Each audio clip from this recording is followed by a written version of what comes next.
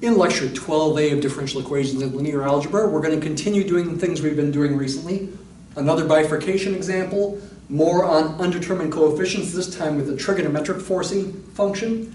Another financial flow example, a little bit more complicated than last time, and one new thing that you see here, integrating factors. That's another method for solving first-order linear differential equations that are non-homogeneous. Lecture 12B is about linear algebra. We're going to look at geometric two-dimensional linear transformations, their compositions, and their matrix multiplications. We'll look also at inverse functions, inverse linear transformations, and inverse matrices. A lot to do in these lectures. A lot of calculations, a lot of ideas going to come across here. Let's look at the logistic model with harvesting. I mentioned this a couple lectures ago, I believe in lecture 10A. We're considering a one-parameter family of autonomous ordinary differential equations. This particular family, there really are three parameters involved, k, l, and h, though I'm pretending that k and l are fixed, and I'm emphasizing with the subscript here that h is the thing that is the true parameter that I'm thinking about with regard to the bifurcation diagram. As I let h increase, I'm wondering, are there any bifurcations that happen? This part of the model represents the logistic part that would have a carrying capacity of L, and what we've seen before is that the population Y approaches L as time goes to infinity. But now we're wondering what happens if I subtract constant H that represents harvesting, for example, a constant rate of fishing during a given year.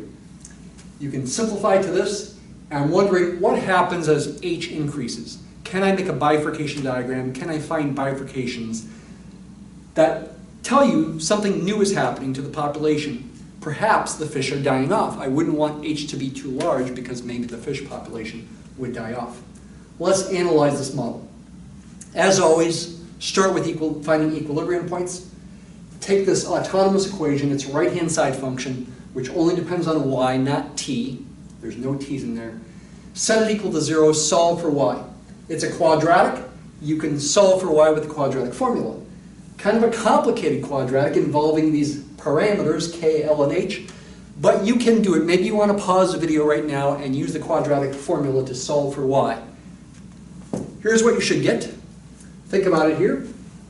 The b term, so to speak, is k times l, and here is negative b in the quadratic formula, plus or minus square root of b squared is right there, k squared times l squared, minus 4 times the a is negative k and the c is negative hl.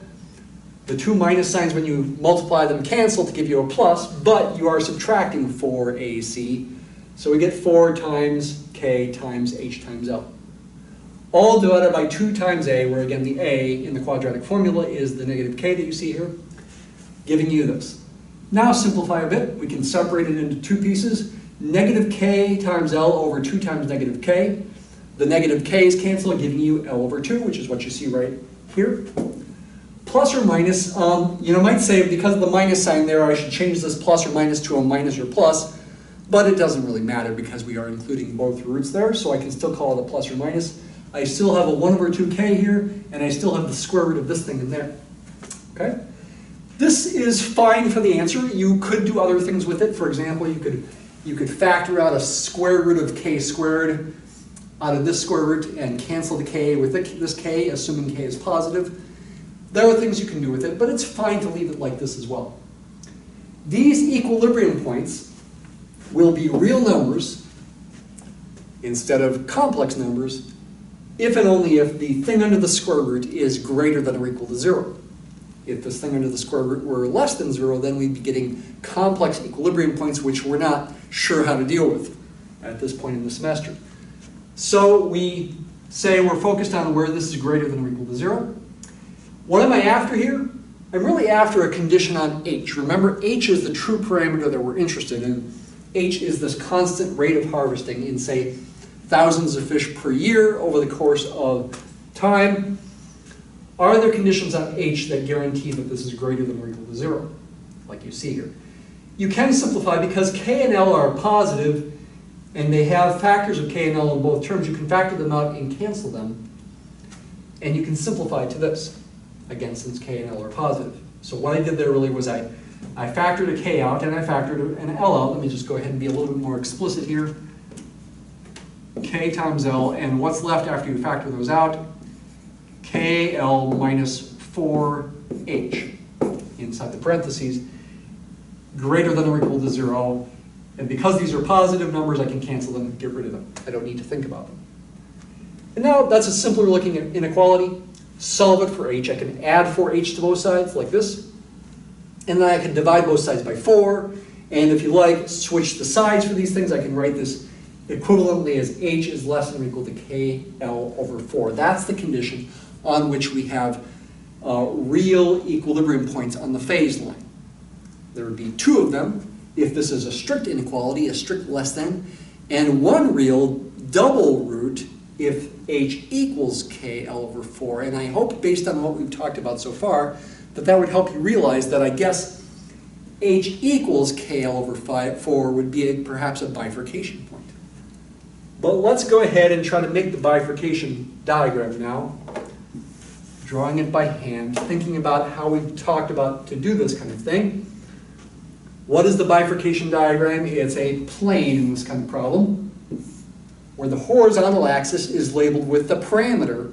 We've called it mu before, but this time we're going to call it h. By the way, the letter mu today in this lecture is going to be used for something different than a parameter. It's going to be called an integrating factor. So don't get confused when we get to that point. The parameter goes on the horizontal axis. The dependent variable, in this case y, goes on the vertical axis. And essentially we're trying to make a bunch of phase lines. And when you make the curve of equilibrium points, or curve of equilibria, really what you're doing is you are drawing graphs of this thing right here, y as a function of h. Now, to actually do that very well, without making mistakes, you'd probably want to plug in things for L and K. But what we should get, and thinking about really h needing to be positive, actually, if you think about what happens when h equals 0, if h is 0 here, this term goes away and you get a square root of k squared of L squared. K and L are positive, so that simplifies to k times L. The k cancels, and you end up with L over 2 plus or minus L over 2. Think about that. Which is either 0 or L. When h is 0, we have equilibrium points at 0 and L. And again, I really only care about when h is positive here, because it's a fishing rate. We don't have a negative fishing rate. I suppose you could try to model that when you're stocking the fish with the lake with fish. But this is the kind of bifurcation diagram that we're going to get. And evidently, based on what we figured out before, which is right here, this must be KL over 4 right there. What about the phase lines? When h equals 0, you got to think about the graph of the right-hand side function, as we've talked about. It's a quadratic, it's a parabola. The coefficient of y squared is negative. It's a downward open parabola. When h is 0, it's going to look like this. As h gets bigger, you're subtracting a bigger and bigger number. It's going to go down. Eventually, you're going to get to a point where it just touches at one spot. This is a y-axis. In each of these cases, these are functions of y. And eventually, it's always below the y-axis. So you go from having two equilibrium points where the lower one is a source because the derivative is positive. Think about the linearization theorem. And the higher one is a sink because the derivative is negative. Source is the lower one. Sink is the upper one. At this point, at the bifurcation value, you've got a node with downward pointing arrows. That's this graph. And after that point, you don't have any equilibrium points. You only have downward pointing arrows. The population is going to 0. Now, of course, populations can't be negative, so you might say, well, maybe I shouldn't draw the phase lines when y is negative. This part is irrelevant here. But it is telling you that when h is bigger than KL over 4, this model is predicting the population will go to 0. The fish will die out. Now, does that happen in real life? Probably not. Real life is more complicated than these models. But the moral of the story, well, is not only that the bifurcation value is KL over 4, which I might call A star because it's a special number, but the moral of the story is you should be cautious if you somehow have gotten information about the values of K and L through experiments, for example. You should be cautious if the fishing level is getting close to KL over 4. Maybe to play it safe, you say the fishing level can't go past KL over 8. Okay? That's the moral of the story. It's not telling you for sure they will die off because, again, the model oversimplifies real life. But it's telling you maybe it's possible that you could run into trouble as it gets close to KL over 4. Okay? That's our last main bifurcation example for the moment, for a number of lectures until we get to some higher dimensional situations. Let's move on. In the rest of the slides here for lecture 12A, we're doing, again, undetermined coefficients. There are a lot of calculations, okay? I'm going to go through them very quick. If you can follow along without worrying about details, that's great. If you feel like you need to pause to check details, that's great as well. At the very end, by the way, we'll go to look at Mathematica for everything and show you how to check everything that we do here in Mathematica, but I think for the moment we're going to avoid Mathematica until the very end. So we're going to look at an example of a first order, non-homogeneous, linear, ordinary differential equation with a trigonometric forcing function. Why do I use the word forcing in there? It is related to physics and forces in physics, although the relationship for a first order equation is not so realistic, you might say. Typically, your physics equations of motion involve Newton's second law, which involves an acceleration, which is typically thought of as a second derivative. So this will be more true to a true forcing situation in physics when we get to second order equations later on. But I'll call it a forcing function anyway. So I've got two forms of the same initial value problem here, okay? This form right here is the form we're more used to. You could call this f of t comma y. It's a general kind of first order equation of the form dy dt equals f of ty. It's not a pure antiderivative problem because you involve a y. It's not an autonomous equation because you involve a t on the right hand side. It is more complicated. We could certainly make the slope field for this thing and draw solution curves on the slope field. But as I mentioned last time, it's also handy to rewrite this in a new form to, in this case, add 2y to both sides and write it like this. And when you write it like that, where you have dy dt plus, in this case, 2y on the left-hand side and just this function of t on the right-hand side, I call this the linear operator form. Linear operator form of really the same equation that we started with. And it's the same initial condition in both cases as well. It's worth writing it in this form for a couple reasons. One is it will be, well, with undetermined coefficients, it will be more clear what our guess for our particular solution of the non-homogeneous equation is. And by the way, the equation is non-homogeneous because when you write it in the linear operator form, the right-hand side is not 0. If it were 0, then we'd call it homogeneous. But because the right-hand side function in the linear operator form is non-zero, we call it non-homogeneous or inhomogeneous. So it's helpful, it's going to be helpful for guessing a particular solution for this. It's also more helpful for this new method that I'm going to talk about, integrating factors, in this particular lecture. And this linear operator form is also related to linear algebra. Linear transformations, in fact, although linear transformations are a more abstract kind of linear transformation. I hinted at this last time. It's going to come up soon. We'll continue talking about these connections. As I mentioned before, the associated homogeneous equation is the first thing you should think about here. Find its general solution. For the associated homogeneous equation, since it's homogeneous, you make this a 0. It's a new equation, though related. That would correspond to this being a 0 and the equation being in this form.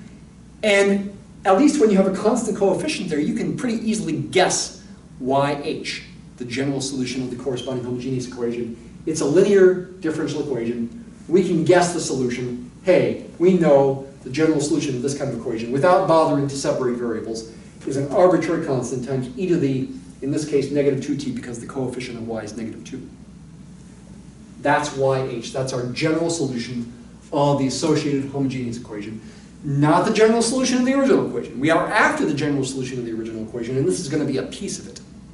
I haven't proven why this works. That's probably going to be in lecture 13a. Then you guess a particular solution of the original non-homogeneous. And again, now it's easier to think about in the linear operator form. Because when you look at it in this form, it's like, well, what in the world? How in the world am I going to guess a function whose derivative is negative 2 times itself plus 3 cosine of 5t? That sounds like a really hard thing to do. But when you write it this way, it all of a sudden becomes more clear. I'm looking for a function whose derivative plus 2 times itself is 3 cosine 5t. It's a more clear way to think about it in terms of guessing. You'd say, well, I guess the answer must involve cosine of 5t and maybe even sine of 5t. I certainly wouldn't want to guess, in this case, e to the 5t or something, and I probably wouldn't want to guess t squared or t cubed. It's easier to think about how to guess. And yes, you should involve both cosine and sine because the derivative of sine is cosine, the derivative of cosine is negative sine. Because of that, you want to include both possibilities. And here's what you should guess. Yp is some constant times cosine of 5t plus another constant times sine of 5t. C here is arbitrary. The A and B here are not arbitrary. In order to solve this non-homogeneous equation, to be a particular solution to that, A and B must be something specific. We need to solve for them. They are going to be specific numbers. The C will be specific once you include the initial condition. But as a general solution of the homogeneous equation, C is arbitrary. All right, here are the calculations to solve for A and B. Again, these calculations get quite detailed. I'm going to go through it fast. Linear algebra is going to come into play. We're going to do some row operations to solve a system of 2 equations and 2 unknowns. Maybe you want to pause the video and try to do it on your own. You will get fractions that don't simplify to super nice numbers. I'll let you know. Here we go. How should you do it? We want to plug it into the left-hand side of the non-homogeneous equation, find y prime and add 2 times the function, set it equal to the right-hand side, and solve for what A and B will make it work. If there is an A and B that make it work, and there will be. Here's the derivative using the chain rule. Double check that. Plug it into the left-hand side. Y prime plus 2y. Y prime plus 2y is the left-hand side of the non-homogeneous equation. Here's what you get when you plug those things in. Here's the derivative. Add 2 times this, you'll get this. What should we do with this? It's good to group together terms. The 2 cosine terms go together, and the 2 sine terms go together. That's what I do in the next step, and factor out what can be factored out. For example, with the cosine terms, a cosine 5t can be factored out, leaving you with 2a plus 5b, which is what you see right there. And with the sine terms here and here, the sine 5t can be factored out, leaving you with negative 5a plus 2b, which is what you see right here. I'm setting this. Notice the word set. I always put the word set in there when I want to emphasize this. I'm setting this equal to the right-hand side of the non-homogeneous equation, 3 cosine 5t. I'm wondering, are the values of a and b, were these going to be equal to each other for all t? Well, the only way that would happen, it should make intuitive sense, is if this coefficient of the cosine of 5t equals 3. And this coefficient of the sine of 5t must be 0, because I don't see a sine of 5t over there. So 2a plus 5b equals 3, negative 5a plus 2b equals 0. That's a system of linear equations in the unknowns a and b. And now we can use the fun of row operations to reduce row echelon form, as we've been talking about in the B lectures, to solve for a and b. Not that you have to, but we could, and you might as well. And remember, this is an augmented matrix, so I really put a dashed line there. I'm trying to get this to reduce row echelon form. I want a leading 1 at the top left. I should multiply row 1 by 1/2 to get this.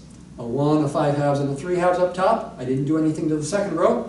Now do a row replacement operation, multiply row 1 by 5 and add to row 2, put in the answer in row 2 so that this becomes a 0, right? I want to take Take this times 5 to get a 5, plus negative 5 gives me 0. This is going to become a 0, but I need to modify what these become. 5 halves times 5 is going to be 25 halves, which is 12.5, plus 2 is going to be 14.5, or 29 halves. 3 halves times 5 is 15 halves. This will become a 15 halves. Yes, we get 29 halves and a 15 halves. I got a 0 below that leading 1, that's good. Next, I want to get a leading 1 in the second row. I want to make this 29 halves become a 1. How? Multiply the second row by 2 29ths. 2 29ths times 29 halves is 1. 2 29ths times 15 halves, the 2's would cancel, leaving you with 15 29ths, I guess. This becomes a 1, this becomes a 15 29ths. Yeah, like this. Let me remember to put my dashed lines in there too, just to help you remember. It's an augmented matrix. So I got a leading 1 there now. All that's left is you get a 0 above it. Multiply row 2 by negative 5 halves, add it to row 1, and put the answer in row 1. This one will be unaffected because of the 0 there. This one will become a 0. This stays a 1. This stays a 15 29ths. The only question is what happens to that number. I got to take 15 29ths, multiply by negative 5 halves, and add it to 3 halves. You can check on your own that you'll get 6 29ths if you do that. Okay, you should take the time, if you don't believe me, to check that. So evidently, capital A is 6 29ths, and capital B is 15 29ths. Those are the coefficients for YP. And when I add YH, I get my general solution. This is representing my general solution of the original equation, not the associated homogeneous equation. This is a fact that I haven't proved yet. Again, I'll save that for lecture 13a, that if you take YH plus YP, you get a general solution of the original equation. And it's really the linearity of the operator on the left-hand side that justifies this. We'll see. It's not done. We do have an initial value problem. Y of 0 equals 4 as well. I want to solve for C. So I plug in y equals 4, t equals 0, and I get this. 4 goes in place of the y there. Y of 0, c comes from the fact that e to the 0 is 1. 6 29ths comes from the fact that cosine of 0 is 1. Sine of 0 is 0, so you don't see any 15 29ths there, or some modification of that. It's just a 0. Subtract 6 29ths from both sides. C is 110 over 29, and so your final answer is this. You may want to make sure you write that down, because at the very end of this lecture on Mathematica, we will double check that. Okay? Got a little clearer there. 110 over 29 times e to the negative 2t plus 6 29ths cosine 5t plus 15 29ths sine 5t. Whoa, that's pretty amazing. Kind of complicated solution of this seemingly simple, innocent-looking, oh, this one up here, excuse me, this innocent-looking initial value problem has kind of a complicated-looking solution that you never would have guessed without doing all this work. And you can check this, and you should check it as well. Here's another way to solve it. This is my introduction to the method of integrating factors. I'm first just going to tell you what to do without giving you a reason. The next slide, I'll show you the reasoning behind it, but again, I'll go quick. So we want to solve the same initial value problem as before. Excuse me. Once again, I'm writing it in the standard form and the linear operator form. Integrating factors, it's once again nice to have it in the linear operator form. Okay? That's something to realize. The fact that the coefficient of y is constant makes it a little simpler than some integrating factors problems would be.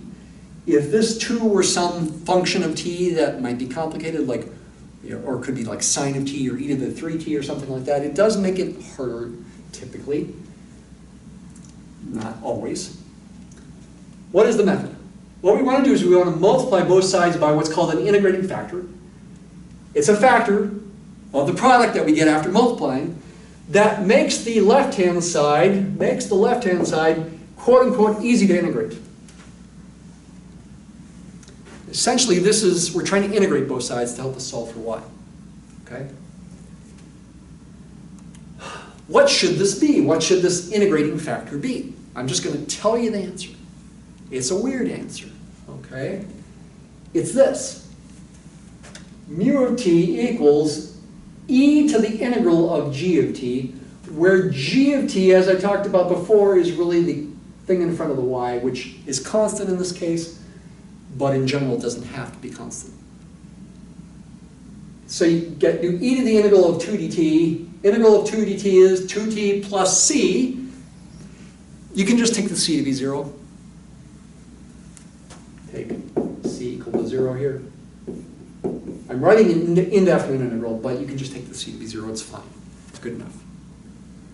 What a weird function. Well, notice there's a mu here. This is no longer a parameter, not a bifurcation problem. This is the standard notation for an integrating factor. And weird, e to an integral power? Well, that integral is a function. So we ultimately do get a function of t here. I claim if I multiply both sides of this equation here by e to the 2t, the left-hand side will be easy to integrate. The right-hand side won't be so easy to integrate, though it's doable. Here's what I get when I multiply. Why does the left-hand side, this thing, become easy to integrate?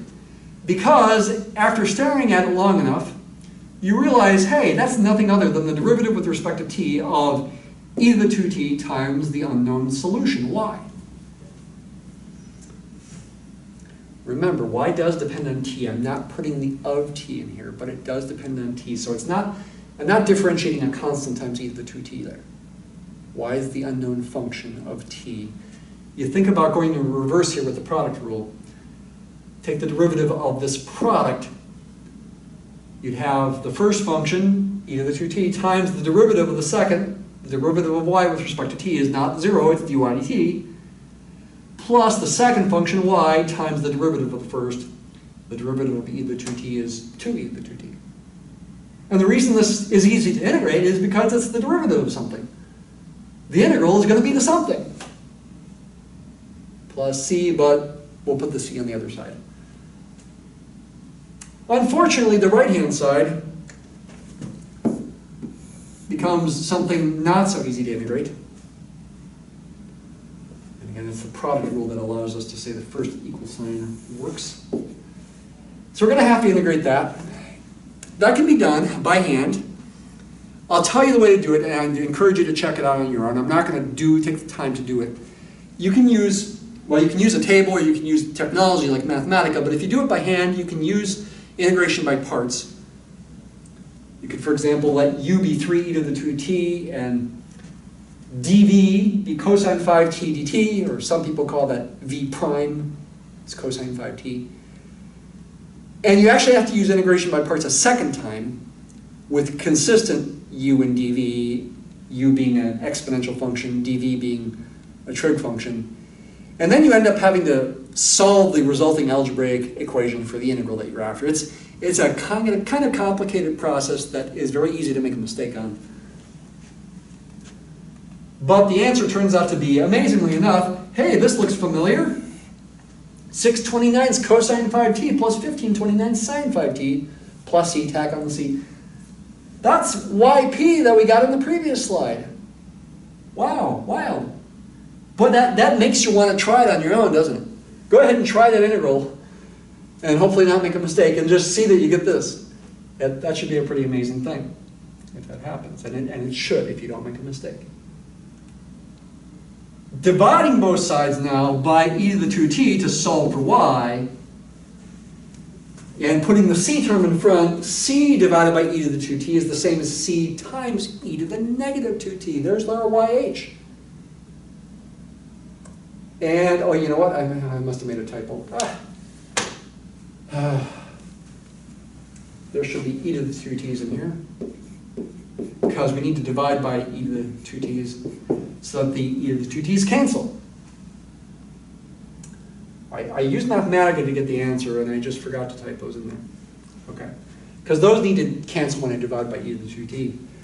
Because you don't see any more e to the 2t's there, as there shouldn't be. Once again, we can solve for c and get the same answer as before. Okay?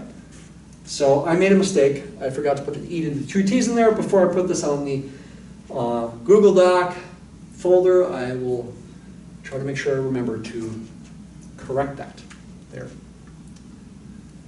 Okay, take a breath. Why does integrating factors work? Going to go quick through this too. Consider a general first-order linear non-homogeneous ODE in linear operator form. dy dt plus some arbitrary function of t times y equals b of t. In the standard form, we wrote this as dy dt equals a of t times y plus b of t. G of t here equals negative a of t. Here's the linear operator form.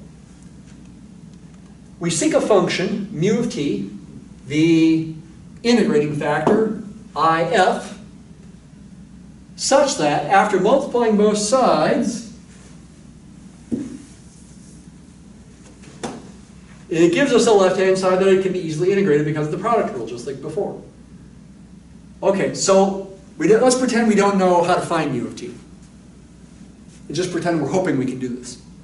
Here's what would happen if we multiply both sides of this by mu of t.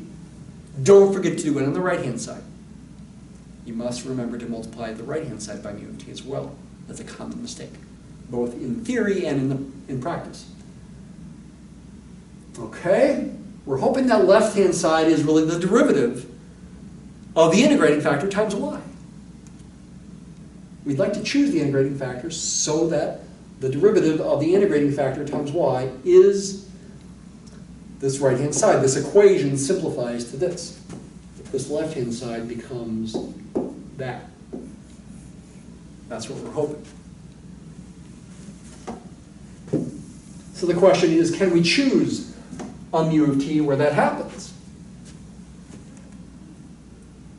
Well, let's think about the product rule here. First function and a second function. Y really does depend on time. It's not a constant here. So I need the product rule.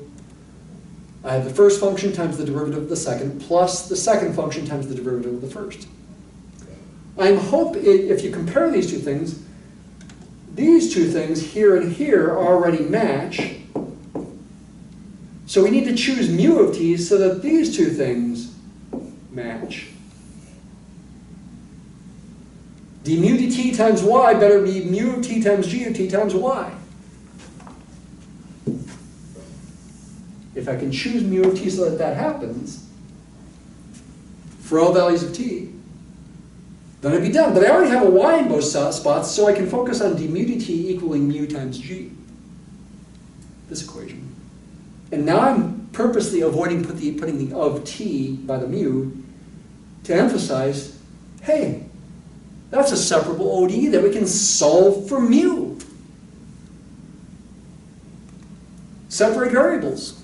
Divide both sides by mu, multiply both sides, quote unquote, by dt. To write it this way, integrate both sides. Integrating the left gives you a logarithm with an absolute value sign around the mu, but as usual, it doesn't hurt to get rid of the absolute value signs. Exponentiate, and therefore mu must be the e to the integral of g of t dt. There we go. And we can also write the general solution of this equation in abstract form. Once we've found the integrating factor, we can write the left-hand side as the derivative with respect to t of mu of t times y, write the right-hand side as mu of t times b of t. Against the fact that b of t is non-zero, that makes this non-homogeneous. Integrate both sides. This is easy to integrate because you're integrating a derivative. You're left with just the function mu of t times y, right there.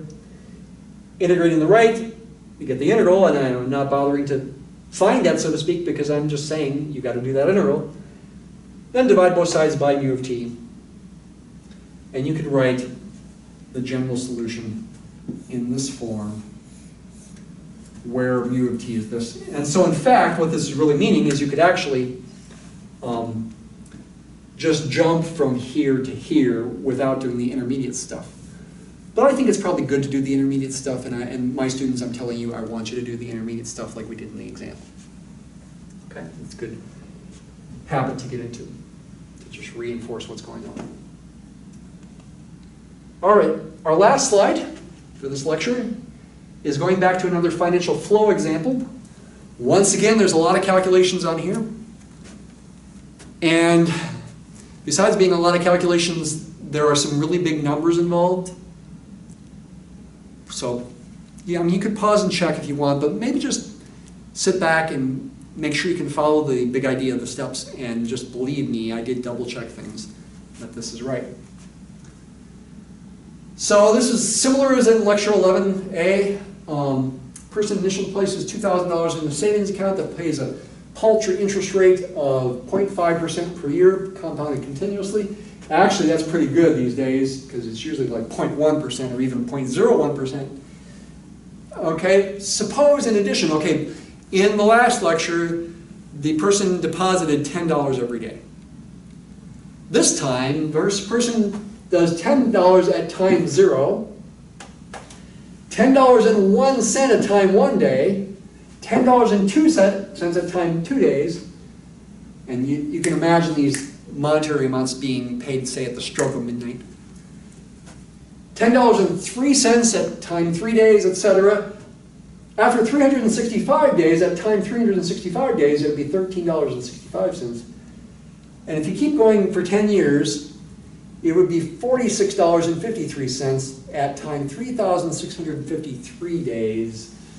I rounded up how many days in 10 years. It could be 3,652 days, but we're not going to make a big deal out of this. Oh, wow. Write a differential equation. Differential equation for A of t. And assume, like before, that daily deposits is close enough to continuous deposits so we can model it with a differential equation. And part B, find the amount after 10 years. Yikes. Same general principle as the easier problem in lecture 11A. The rate of change of your amount with respect to time comes from two sources. The rate of growth that comes from interest itself, and the rate of growth that comes from the deposits themselves. Think about units. The units for A are dollars, the units for T are years, which makes this a little tricky because I got to convert these daily amounts to yearly rates as well. This makes it a bit extra tricky. What I chose to do is this. Certainly this part right here is fine. 0.005 times A is this part. That's the rate of growth from interest. Now keep in mind that A keeps increasing here. A is not a constant. This isn't telling us this portion of the rate of growth, which keeps getting bigger as A gets bigger. A is a function of T. The part that comes from the deposits is this part here, kind of complicated looking. And I'm not claiming this answer is unique. You probably could modify it a bit, but it should be similar. What I did here, this part is essentially the daily deposit in dollars per day. Notice that when T is 0, it's 10. 10 when T is 0. Notice that when T is 10 years, T is in years. 10 years, this is 10 times this, the 10's cancel, leaving me the 36.525 plus 10. That would be 46.525, which rounds to 46.53. Maybe could have rounded it there. This is the daily deposit, essentially, where T is in years. The units for this quantity are in dollars per day. I need to convert that to dollars per year. So multiply by 365.25 days per year, and the days cancel, leaving you with a quantity in dollars per year. Tricky. Multiply this out, it simplifies to what you see right here. The pink part being what you get when you multiply that part out. And that's a right-hand side function that depends on both A and T. It's an f of TA. All right, here are the steps to solve this. I'm not going to use integrating factors, though I could. I decided to use undetermined coefficients, the other method. It's a first order linear non-homogeneous equation. Corresponding homogeneous and its general solution can be taken to be this. That actually wasn't the only choice. I could have added on the 3652.5 there, but then the AH would have been a little harder to guess. So I thought it was best to just use the 0.005A for the this one, and consider this 1334 plus 3652.5 as my B of t, the non-homogeneous part. And so there's AH. What should we guess for a particular solution of the non-homogeneous equation? We're going to write it in linear operator form. We want to subtract 0.0058 at both sides. And you'd have dA dt minus 0.005a equals this. Not a cosine or sine, not an exponential, a linear function. That tells us we probably should guess a linear function for yp. I'm calling it AP though. AP is little at plus little b, where I need to solve for these constants, little a and little b, in the usual way. Plug it into the, find the derivative, plug it into the linear operator form, a prime minus 0.005a. Plug these things in, rearrange, set it equal to the right-hand side function. This is going to give me a system of linear equations to solve for little a and little b. And I don't have to use row operations here. It's pretty easy to solve because this thing times a must be this number. So a should be this number divided by negative 0.005. And then you could plug that in for a there, minus 0.005b, set it equal to this, and quickly solve for b. The values you get for little a and little b are pretty big numbers, pretty big negative numbers. Here they are. You can take the time to check those. That's what I got, and I did double check them. I'm pretty sure they're right. So AP is this, that's our particular solution. Add it to AH. Here's my general solution of the non-homogeneous equation. There's my initial condition. And plugging in t equals 0 here gives me a 1 there, a 0 there, and this. Solve for C. C ends up being, what is that going to be? 54,095,525. That's my unique solution of the initial value problem for the non-homogeneous, based on a of 0 equals 2,000, because that's the $2,000 deposit. You might argue, well, shouldn't a of 0 be 2010? Yeah, you probably could deal with it that way, but this seems simpler to me. And that leads to a of 0, a of 10, to be approximately, it turns out, 107,386. And I did check to make sure this seems reasonable by figuring out how much money the person would deposit without interest, and it was a little less than this. It was 100,000, I forgot exactly, 104 or 105,000, something like that. So we did get some interest. It's not much interest in the big scheme of things because it's a low interest rate. Okay? So, pretty complicated. Let's end the lecture here by showing you Mathematica stuff. I know this is a longer lecture than usual, but I think the linear algebra lecture for this particular lecture 12 will be shorter, for sure. Okay, here's just code for the logistic model with harvesting that I used to do various things. Again, I'm not going to explain the code because I've done explanations in the past. Other than to say that Mathematica in general, if you treated K and L as parameters, would need to know that, and so that's why I have the underscores there. I can solve for the equilibrium points here, though the answers are kind of in complicated form. If I do a / expand after that, it simplifies them a bit. So these are the equilibrium points for the logistic model with harvesting. I can treat those as functions of H, K, and L. And I can evaluate for the bifurcation value. Here's KL over 4. This code will plug in the values of K and L. It's not the only way to do that, certainly. 0.01 is the bifurcation value in this case. And this is an animation that shows you the right-hand side function graph. So this is not the phase line, but it would help you figure out the phase line as H increases. And yeah, when H gets to 0.01, that's where the bifurcation occurs. And then it gets below, I could also try to animate the phase line, but it's good enough to think about the right-hand side graph. This is code for the trig forcing example. Solve the system of equations, for example, with solve. Desolve value was solve the differential equation, though it leaves it in kind of a strange form, so I did a / expand again to write it in a more standard form, and this then matches. Oops, so hopefully, I'm in trouble here. Yeah, I don't know what happened there. I think Windows is not liking Mathematica or something. The expand writes it in a standard form. This is the answer we got. This is code that if I copy and paste this down here, would double check that it truly solves the differential equation, although I think I need to do a / expand here as well. Yeah, / expand. We'll expand that and simplify it, and yeah, we get the right-hand side function, the forcing function, and there it satisfies the initial value. Integrating factor approach involves doing that nasty integral. There's a confirmation of that. And this is the financial flows examples, different ways of checking various things there. And getting the actual answer. And actually, this is code that gives us the amount we deposited without interest, and it was $105,280. Okay? That's the end of lecture A. Thanks for watching.